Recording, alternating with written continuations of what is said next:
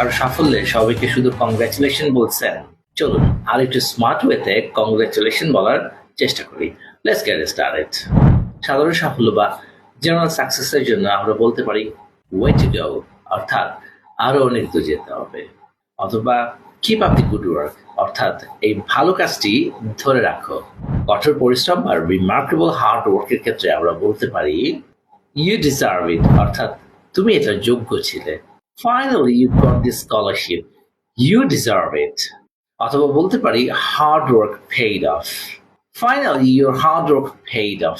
ছোটখাটো অ্যাচিভমেন্টের জন্য আমরা বলতে পারি নাইস ওয়ান, গুড জব বা ওয়েল ডান, ভালো করেছো।